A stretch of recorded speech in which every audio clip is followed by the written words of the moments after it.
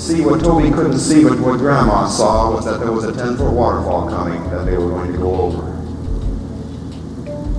That little skinny Grandma let go of the wagon box. She threw herself down over that little boy.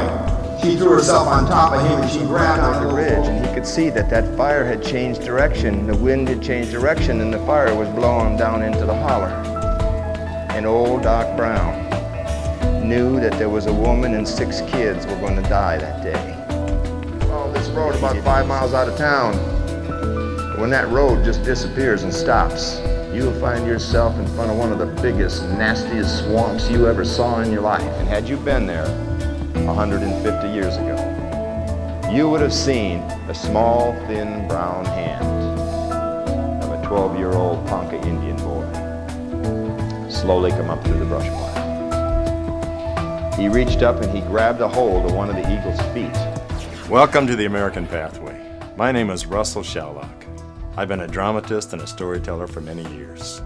We take you back in history, back to another time. We take those characters and we lift them right off the page. And we put those characters right before your students. The stories we tell are as fresh today as they were back when they were told. Oh, the people were a little bit different. They wore different clothes, but they battled the same kind of problems that your students battle on a daily basis. Conflict resolution, tolerance and intolerance. All of these things are part of the stories of life that your students will draw strength from. And he thought to himself, if I could just get a few of the hairs off the back of that grizzly bear. Because you see, a grizzly bear, a full-grown grizzly bear, the hair on their back gets kind of silver-tipped looking. And he thought to himself, if I could get a handful of those silver-tipped hairs, then I would be able to prove that I got close enough to a 1,000-pound grizzly bear to pull his hair.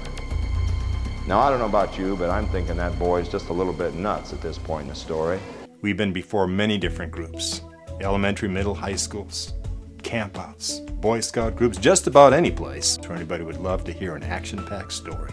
60,000 herd buffalo in this herd were stampeding as the buffalo hunters were driving them. 60,000 of them were stampeding, and they came right up to that stand of trees and then just split around the stand of trees. And the alkali dust clouds came up so thick that he could hardly breathe. He didn't know what was going on. He saw a man on the back of a horse holding a rifle like this. He had the rifle up in the air. He was riding on the back of the horse, hanging on just with his knees. Sometimes the hunters would go into that swamp and maybe they would shoot a pig if they could find one.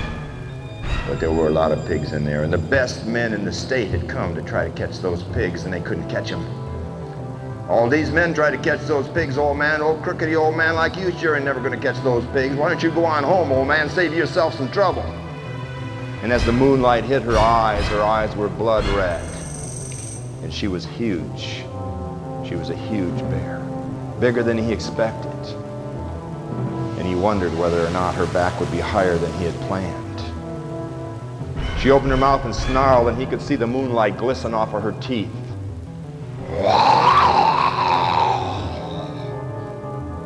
And he thought to himself, maybe I shouldn't do this. And he no sooner had that thought, and she dropped down onto all 4 feet and walked right straight in. We bring many artifacts, animal furs, even a buffalo robe and an elk skin. You know, the characters in our stories are about as different as this hat. You know something? I might even show up in a hat like this one. Oh, the year may be 1850. It may be somewhere along the Oregon Trail. And in storytelling fashion, we may just be sitting around the campfire. You know, why don't you pull up a rock and sit down? I got a story to tell you.